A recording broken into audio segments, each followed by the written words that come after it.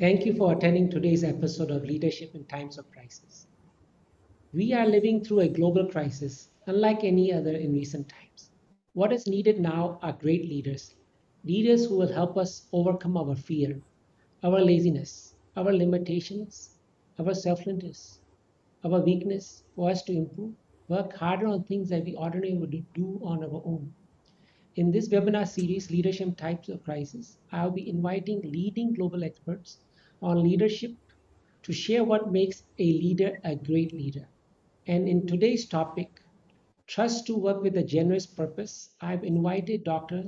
Angela Dick, co-founder and former CEO of Transman, commonly known as the Lioness of Africa. So thank you, Angela, for taking this time for being my guest on leadership in times of crisis. Thank you.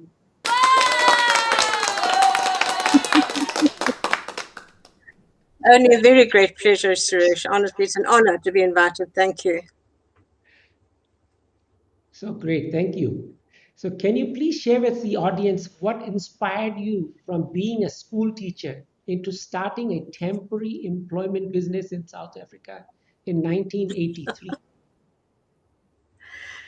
Suresh, it's a very long story, and you must Please not share. laugh because I was thinking, I was thinking about it myself the other day, and I thought, you know what? I suddenly recognized that at the age of 3, I wanted to help people, and I never thought about it before. And the reason why I say that, and this is a very personal thing, is that my mother was in hospital. And I didn't know that she was actually about to pass away. And my father took me to go and visit her. And because she had 2 visitors, myself and my dad, there was a little old lady next door in the bed right next door who didn't have any visitors. And I felt so sorry for her, age 3, that I went to visit her. So she had a visitor. And I realized that it was my first real understanding that somebody needed help. And that's really, I think, where it started from. And what happened was that obviously over the years, I grew up in a very sheltered environment to a large degree because I grew up in the appalling era of apartheid in South Africa. And I never thought anybody was any different from anyone else. I just thought everybody was the same. And because my father ran his own business and I was 3 years old, my mother passed away, he had to send me to school. And he sent me to the convent schools in Durban. And they were the only schools in the country at that time that were multiracial schools. So I was in a class of 60 odd children of all sizes, shapes, sorts, you name it, every different color under the sun you can think of. And I just never thought there was anything wrong at all. And in fact, at the age of 4 and 5 years old, I was going off into Chatsworth to go and stay with one of my best friends who was a little Indian girl, who right now, by the way, is a professor emeritus at Canada University. How's that? In Vancouver, yeah. So what happened was that obviously in training to be a teacher, because I want to help people, I want to see things happen, I like to see people reach their potential. I was then transferred through to the Reef, to Gauteng. And for the very first time in my life, I thought, more training teachers. I thought, you know what, let me try sales. I know how to teach, I know how to persuade people to listen. Maybe sales will be a good thing for me to go into. And I was very, very fortunate, and it's a very funny story actually, that 3M, that was a company at that particular point in time in the Kempton Park area, invited me to be a sales exec for them. And I learned how to sell solid things that you could see, that you could touch, that you could feel. And in doing so, I was absolutely determined to make quite sure that the client that I wanted to see was definitely going to be there when I went to see them. So I used to go into the industrial areas very, very early in the morning, 6 and 7 o'clock in the morning, to make quite sure that my first appointment was going to see me at 8 o'clock. And what I saw, what was happening in the industrial areas, quite frankly just shocked me to the core, because around me would be standing in front of factories and in front of businesses, anything between 5, 10, 50, 100 odd men generally from the local townships, desperate for work. And I used to walk amongst them and look at them and say, but why is this happening like this? I don't understand this. And I would see security guards or supervisors or whoever come out of that particular industries or that particular business's environment and come and stand at the gate and say, I need 3 people today. And then they would just look at these guys and say, no, I don't want you. You're too fat. No, you're too old. No, you gave me a lot of cheek yesterday. No, I'll take those 3. And there was no negotiation whatsoever in terms of any kind of a wage, any kind of hours of job was actually going to be, and any kind of standards that the individual concerned would bring these people inside. And I looked at them and I thought, but these people are desperate for work. They have families at home. They have to feed them. How can this be?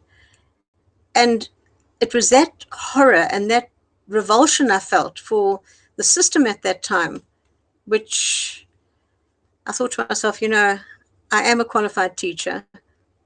I know how to make a sales call.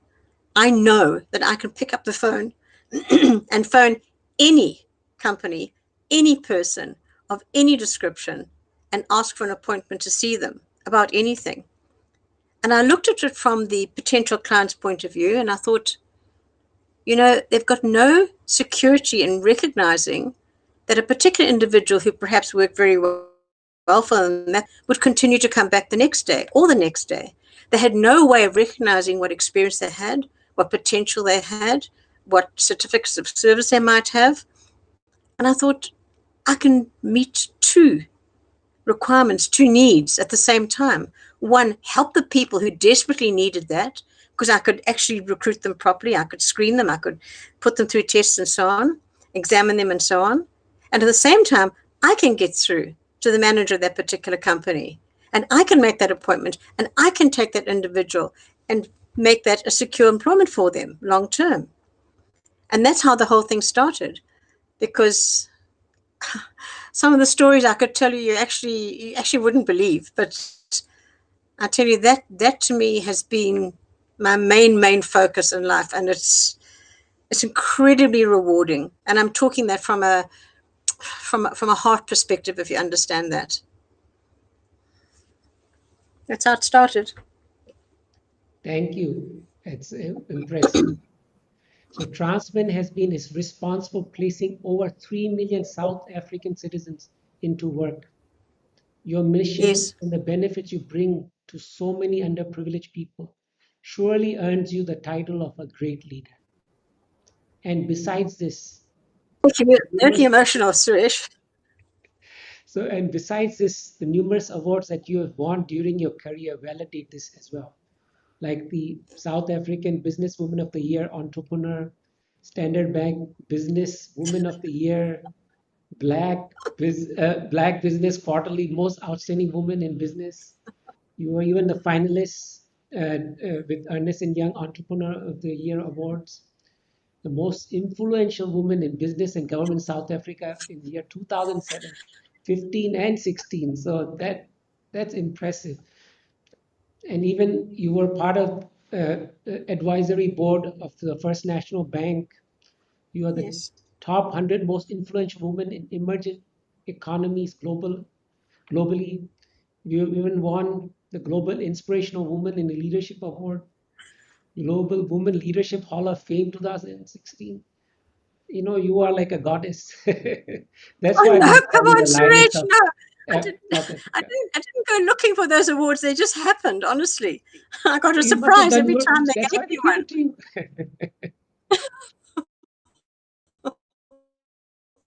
Oh goodness, yeah. Look, it was a great honor. Honestly, I was surprised every time. I'm thinking, well, I'm just doing what I do because I love what I do, and I want to help people, and I'm able to help them, and that to me is just incredible. You know, one of the stories I am going to tell you just quickly, if you don't mind, is that I have someone within my organization who's been with me over 12 years, and he is at the second level of executives within the company, very, very senior, and he earns an exceptionally good salary. He's responsible for about 1,200 people. And when he first joined my company, now remember this is 12 years ago, when he first joined, I'll tell you what he was. He was a farm laborer. And because I recognized that he wanted to do better, I recognized that he had the potential, and he took advantage of all the opportunities that I gave him. And he proved he was responsible, that I was able to move him upwards bit by bit by bit up the ladder. So today, he's a really, really well recognized, superb leader in his own devices. And I'm thrilled to bits. And as I said, there's so many stories I can tell you, but that's probably one of my favorite ones.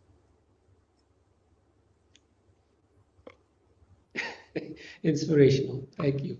So, as COVID-19 tears its way through country after country, city after city, town after town, your company of 37 years of hard work was forced into liquidation. A company that was expected to earn 640 million rand in 2020, which is about 50 million US dollars. So, can you please Mm. share what happened? I think what happened, Suresh, is that I have never particularly focused on a specific industry. As far as I'm concerned, every single job is an opportunity for somebody. Therefore, every single individual who came through the company had an opportunity in a different industry, in a different job category. There's something like probably about 28, 35,000 odd different job categories that I was providing at any one particular point in time. And in doing so, the obviously the nature of the different industries was very different. So you'd have the manufacturing environment, you'd have the construction industry, you would have the food industry, and so on and so forth. And of course, when the whole lockdown happened, we were actually looking at actually turning over roughly just under R1 billion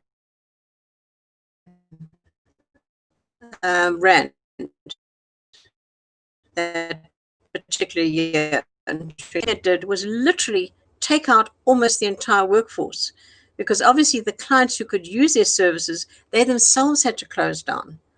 And that meant it was a it was a stroke to the heart. It really, really was. And because we didn't have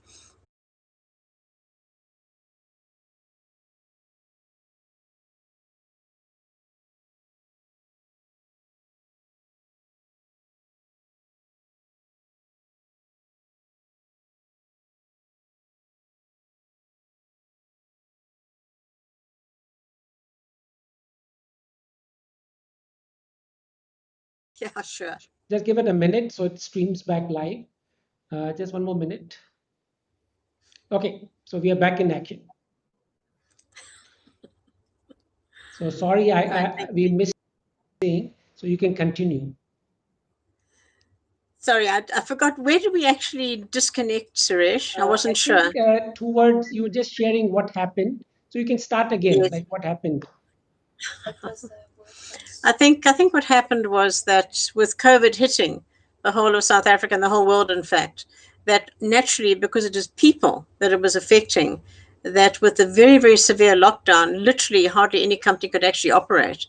And unfortunately, that meant that all of the clients and all of the people that I was placing into that particular client base literally had to be sent home with no work. There was some what should I call it, some kind of recovery from the government in terms of being able to give the people some monies, but it actually meant that they literally couldn't survive very well at all. And that was a major problem for me. And as I said, once we managed to come out of it to some degree, obviously the whole, um, a number of our clients had to close down, quite a number of them permanently, which was an absolute tragedy. And a number of the industries were so badly affected. Again, they also just basically lost too much. And obviously, in terms of that particular time, they weren't looking for any additional people who could actually run with various functions. They actually tried to re-employ their own permanent staff, which is perfectly understandable. And yeah, so where we were on our way to hopefully making just under the R1 billion revenue for that year, yeah, we were struck very, very badly and basically had to close down.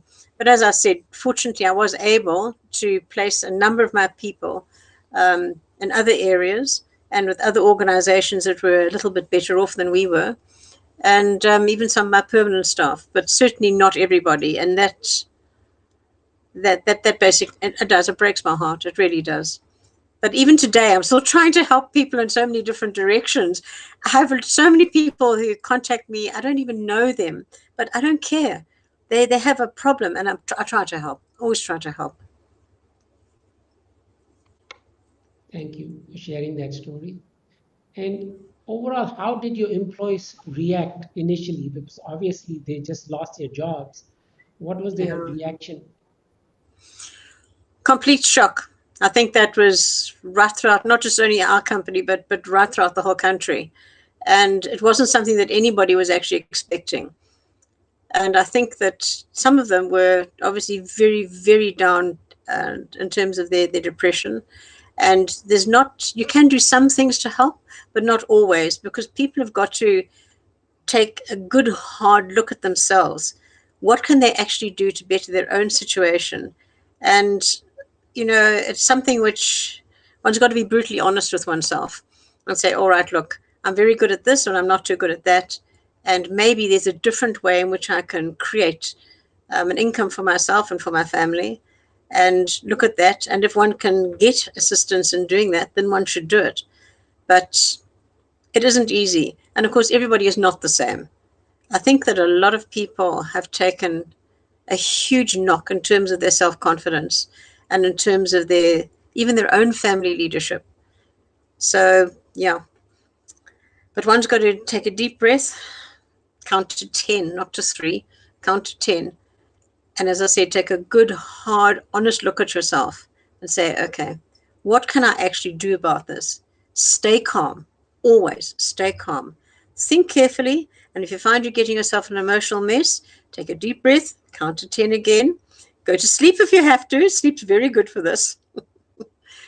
Wake up, take a good, strong cup of tea or coffee. Coffee generally gets everybody going. And think carefully about what you can do.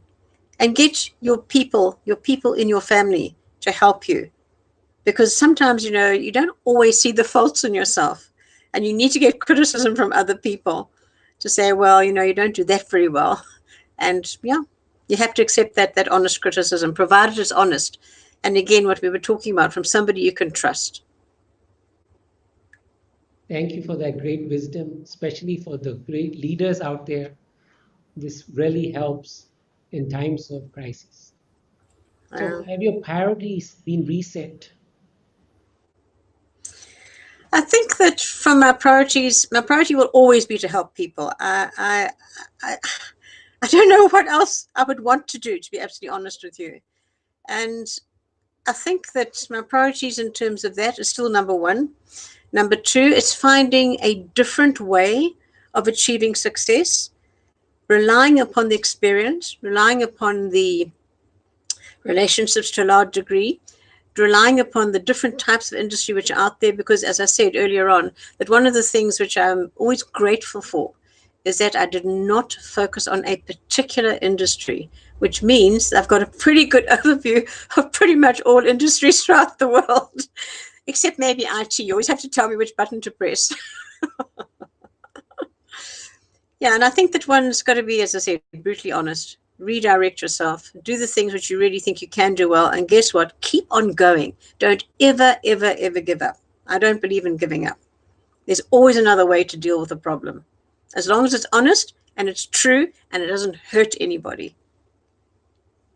So, I can see that that's what you're doing to support yourself during this outbreak. Anything else you would like to share that's keeping you sane right now? My family, my daughter, What about the your important dogs? people. Yeah, the important people in your life. Your relationships are critically important for the important people in your life, and that is always your family number one. Always, always. And if you can get them happy and content and forward to creating something either with you or without you, whichever is best for them, that's very, very important. Confidence is critical. Always. Always build confidence. Thank you. One thing is for sure, which I can see, you trust yourself. Yeah. And trust is a fascinating thing. You can't see it, but the presence is the key to success. And this is true both in our personal and professional lives, like how you've shared it. And in most of the failed marriages and business relations I have seen, a lack of trust has been a major part of the problem. So, how did trust affect you personally and your business? Trust to me is absolutely critical. And I've always trusted the people around me and the people that I deal with. You have to show me that you're not trustworthy before I lose trust in you. And the easiest way in which to see it is not to look at what people say, not to look at what the fancy positions they may or may not hold, but what their actions are. And if you look at their actions and you understand truly, you've got to get to know that person very well or the people around you very well. Only then you actually really begin to know, you know what, maybe I should not trust this particular individual or that particular group of people. And you must never ever be afraid either. One's got to always be courageous. It doesn't matter what is facing you, always be courageous. I'll never forget one of the situations that I faced early on when I first started the company was that there was a terrible strike in one of my clients' factories, and all his workers were up and down, etc. And obviously they terrorized mine, and I had to go in there and try and sort it out. So there's, you know how small I am. I'm just barely over 5 foot. I go into this plant, and there are all these guys all around me, all like 5'6" and 5'8" and 6 foot and so on. I was surrounded by, goodness, I don't even know how many of them, but I marched into the middle of all of them, and I stood there and I looked up at the tallest one and I said, "When you're quite finished, I'll talk to you." And there was dead silence. And then I marched outside. And about 10 minutes later, they all marched out after me and then spoke to me about whatever the issue was. Oh, yeah. You must never show fear, ever. Yeah. Nothing intimidates me, I must confess. Thank you. So, how true is this statement for you today? The most important thing is to trust your inner instincts. Look at what you respect, and who you believe in. Yeah. I think that's very important, Suresh. And I think that the what I've said to you earlier in terms of understanding and getting to know your people, very important. And secondly, look at their actions, look at their behavior, not at what they say, not at what they write, but look at what they actually do. Then you will know who you can trust and who you cannot trust. And one's got to be wide awake, unfortunately, to people, and particularly in a time where things are not good, because things always go well, you know. But when things are not good, you've got to be very, very careful and assess exactly what is going on around you and look at those actions and look at the repercussions of those actions. It might not look like that particular individual has done something particularly bad, for argument's sake, but look at the ripple effect.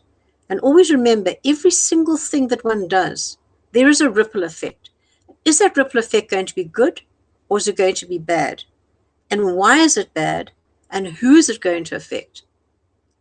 And I always think it's been my whole life, Suresh.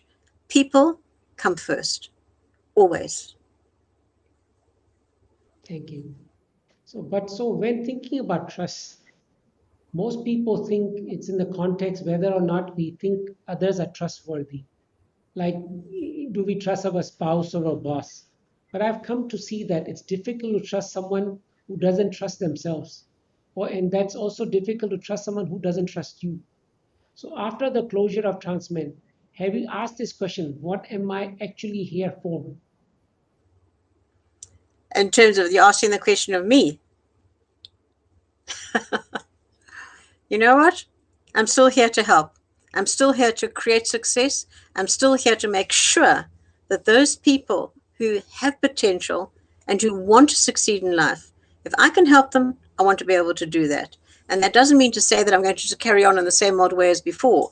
It means there are different opportunities, different things which are coming across into the horizon, all sorts of things that I haven't had time to even look at before. Because if you think about it, if you're running an organization which is almost turning over R1 billion a year and roughly almost 6,000 people out in many different industries right throughout the whole country and overseas too, by the way. And, I wake up in the morning, 7 o'clock in the morning, I'm at my computer, 10:30 at night, I leave my computer.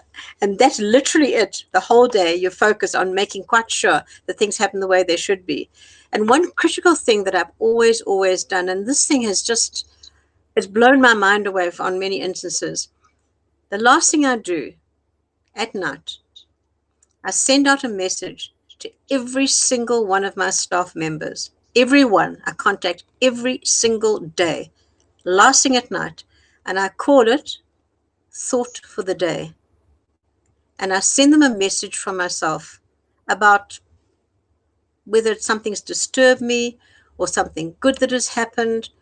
And it's not directed at a particular person. It's just something I'm thinking about in terms of the company, the country, the people, what is happening. And I find it absolutely astonishing that from all corners and from all different people on my staff would respond to me saying, I really needed to hear that today. And it just, it shows, because I like to reach out to them every single day. It's important for me. I want them to know I'm thinking of them and that they belong to me. They're part of my family. It's as simple as that.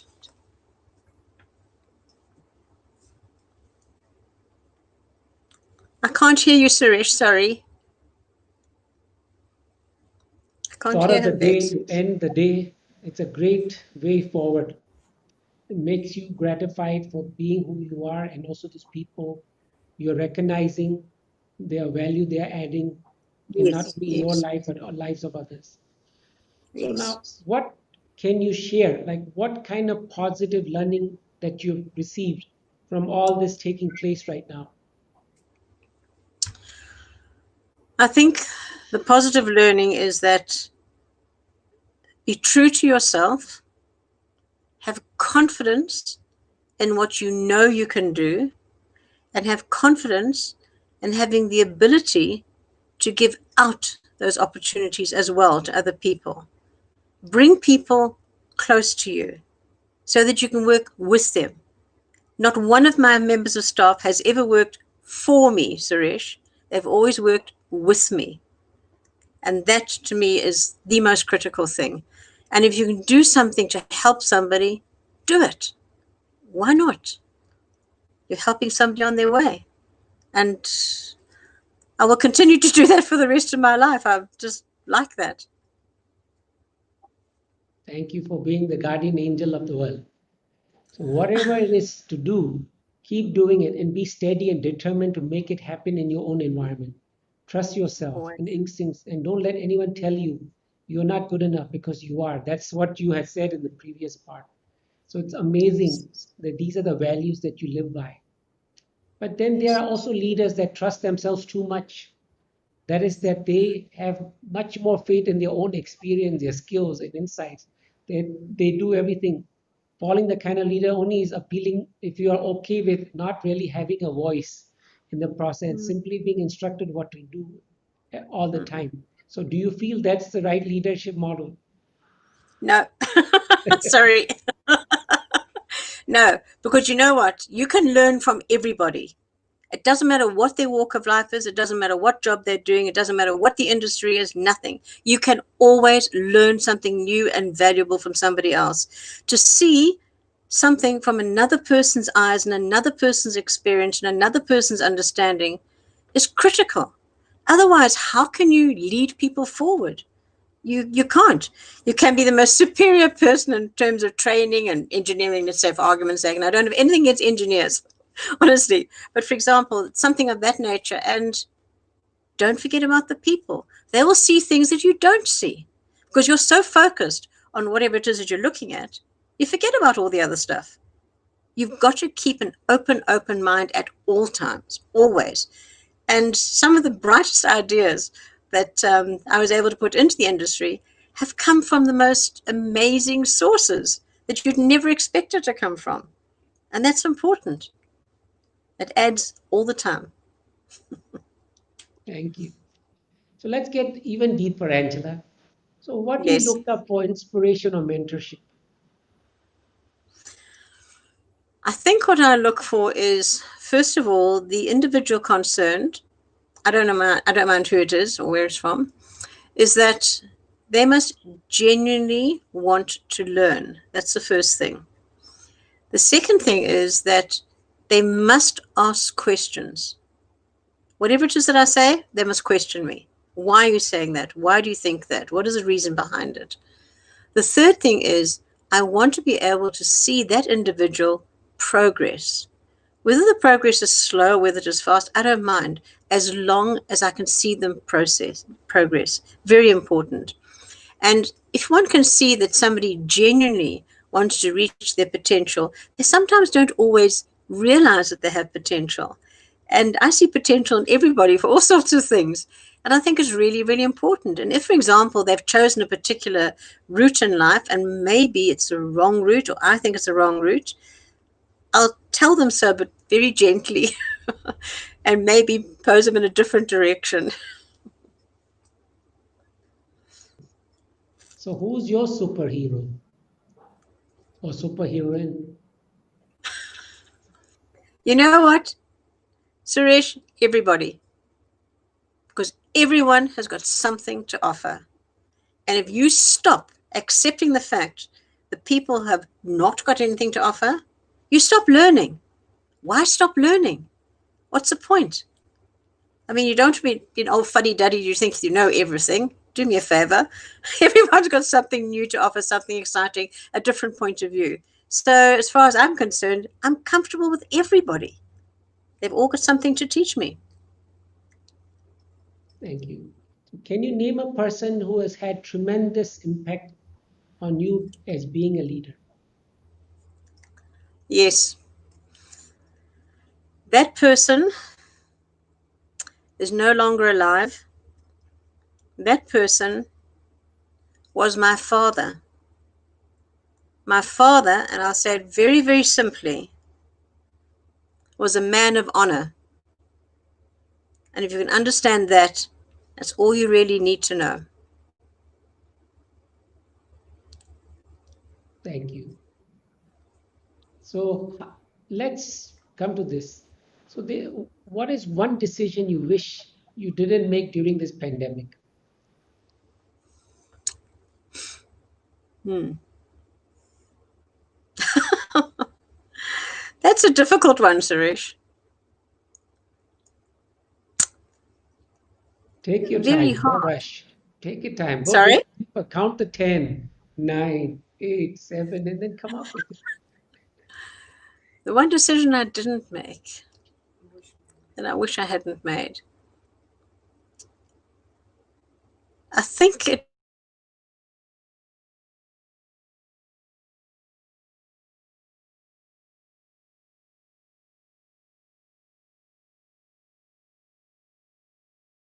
wasn't in terms of the overall security of the country, the overall security of companies, obviously, the overall security of people, which I understood, obviously, and I had to accept.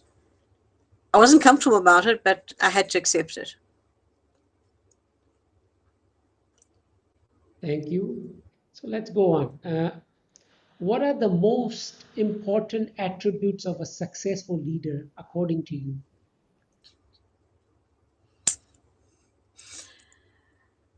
I think one must always be courageous.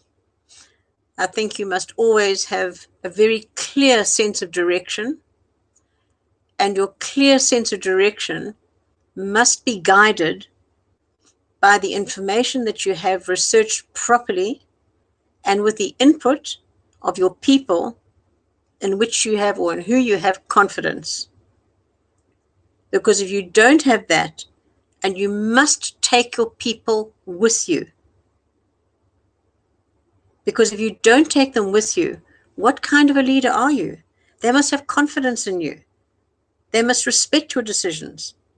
And they must believe that you're doing the right thing for them as well as the company. That's important to me. Thank you. So, what is one thing that makes you most proud?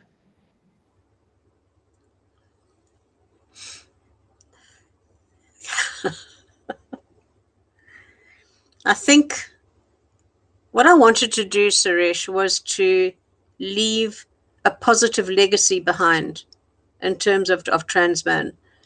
And I honestly believe that I actually have done that in terms of being enabling 3 million of our South African citizens to find employment and to start them on the road to success. I can't always hold their hand all of the way. I do the best that I can, but it is up to them too to take advantage and actually use that opportunity to prove themselves and become responsible themselves in taking that opportunity.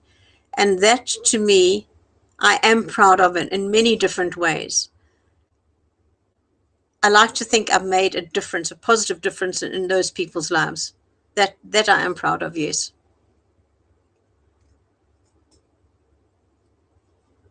Thank you. So let's ask this one now. What makes you most proud? Or have I not asked? Wait. Okay, let's skip that question. Let's come to this one. What is the most important risk you took and why? What is the most important, sorry? Most important risk you took and why? I think the most important risk that I took was starting the company my when my fourth child was 4 days old. And in doing that, not having the finance and not really understanding the labor market as it was in those days at all, and having to sell furniture and carpets and all sorts of stuff to put fuel into the motor vehicle so I could get to work. I think that was a pretty heavy risk, but I was determined. And once I started to get into the industry, and I was always glad that I started off in the motor transport industry, okay, the road freight industry. I suddenly realized along the way, because I wasn't sure how people should be paid and what benefits they should have and so on and so forth. You would laugh at some of the experiences that I've actually had where really I was doing things over correctly because I didn't know any better at that time. But one of the things which I suddenly realized once was that, hang on a second, I used to have a couple of hundred people in this particular client, and all of a sudden, I didn't have any people anymore. And why was that? And I went and investigated that, and I found that there was a competitor who was working under an old Labor Act, and they weren't paying the people the rates that I was paying them. Obviously, they're paying them less and without the benefits. So I looked at this and I thought, but that's not fair because I was paying according to the bargaining council, even though they didn't accommodate us in those days. So I thought, no, damn it all. I believe that these people should be paid what people in the industry are paid and what their benefits should be, and that therefore the client should do that. So I went and I wrote a letter to every single bargaining council in the country, and I went and I took all the bargaining councils to court, and I demanded a declaratory order from the courts to say that if any person was placed in a particular industry by any agent, like myself, for example, that that person would have to earn the same amount of money and receive the same amount of benefits that people in that industry earned, nothing less. And guess what? The court ruled in my favor and I changed South African labor law. And that to me was a great triumph because coming from that, looking at that whole abusive relationship that I spoke to you about before, I thought, but it's wrong. You can't, if a person's a code 14 driver, for argument's sake, and they're supposed to be earning 50 Rand an hour, why are you paying somebody who's a code 14 driver on a temporary basis 20 Rand an hour? It's wrong. So I'm guilty of changing South African labor law. So you're the one who increased the inflation in South Africa. Thank you. Yes, I'm sorry, but I stopped the exploitation. Thank you. So, how do you continue to grow and develop as a leader? I think one's got to take a step back every time and take a good look at oneself and say, you know what, are you really doing the right thing? Do you really understand what it is that you're trying to achieve? What is it you're trying to achieve? Do I have confidence in myself in wanting to achieve these things? And am I doing the right thing for the people around me? Who can I take with me to actually benefit from this? And this is what one has to look at on an ongoing basis, I think, because you cannot possibly have this amazing opinion of yourself that thinks you're wonderful at all times, because you're not. You're a human being and you have faults like every human being. So one's got to take a good hard look every now and again and say, oh, okay, I didn't do that too well now. What did I do wrong? And how do I go about fixing it? You know? And if you've got to go and apologize to somebody for treating them badly or misunderstanding what they've said to you, you go and you do it. To me, it's important. People are people. We all make mistakes. I'm not perfect. Thank you. So, how are you aligning yourself with your current mission, or let's say your current vision with your mission? I think there's many things that I'm looking at. One of the things which I have realized is that in terms of the smaller companies who are just starting up and companies who maybe are just beginning to make their way into industry, I like to encourage entrepreneurs. There's a lot that I can offer, not only in terms of the labor legislation, obviously, because I know that backwards, as you can imagine, but that there are many things in helping them actually establish themselves from a business perspective. So I'm looking not only from the labor perspective and the business perspective, helping them, giving them some guidance, but also very, very strongly in terms of how to present themselves from a sales perspective, how to encourage them and how to get their message across in terms of whatever their product or their service is. Because that is where many, many companies, the smaller ones particularly, cannot afford very fancy sort of PR and marketing companies and so on and so forth, and don't understand the true power, for example, of Facebook, of LinkedIn, and all the social media platforms. And that is where you can give me pretty much anything, Suresh. I'll find out about it, I'll learn about it, and guess what? I'll sell it to you, no problem whatsoever. And that's where I'm happy to help smaller companies get going. And that's where I'm thinking that I'm going to be heading. Yeah, on that basis. So, thank you. So, how you are generating these great ideas? I beg your pardon? I said, how are you generating these great ideas? I think. And I look at my experience and I look around me at what is going on.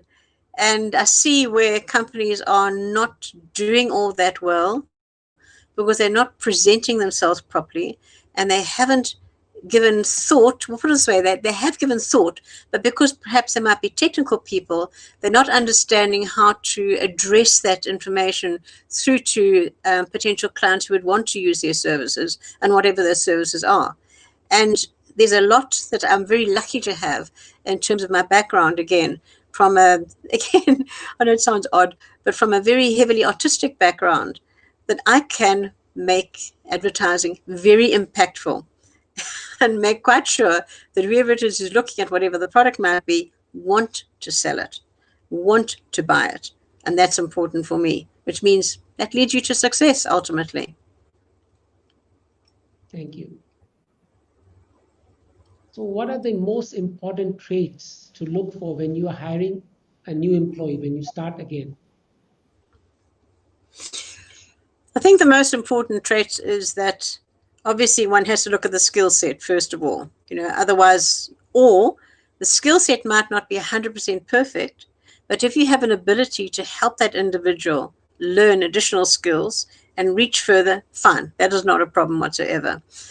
I think the most important thing is the person wants to work, because if they want to work, they want to be successful, and you can pick that up very, very easily. That's a person I want with me. So success follows success. Yeah. It's called determination and not giving up. Great, thank you. So these are the traits that you will be looking at also when you want to promote somebody, I presume. Absolutely. Yeah. People who are prepared to take responsibility.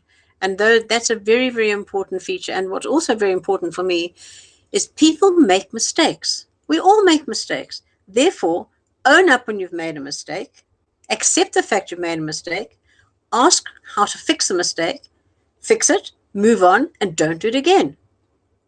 To me, that's quite simple. And those are the people I want to work with. So from your current experiment of Transmet, what are you going to change the next one if ever it starts? What do you mean, whenever it starts? Oh, It's it will start starting, soon. don't you Okay, worry. okay. Sorry. Definitely. No, I think probably not much from the character perspective of the people that I would want on board, and probably not much more from the skills perspective. But I think the responsibility and the honesty of an individual is critical, because if you do not have that honest person with you who's prepared to accept that they themselves are not perfect and don't know everything, just like you don't, it's difficult to actually work with people who think they're perfect, to be honest with you. It really, really is. And I shy away from people who think they're perfect because none of us are. Even though my name is Angela and my mother named me after an angel, my hair is a bit rusty, I promise you. That's great. Thank you. So, what is the most dangerous trait in a leader's career?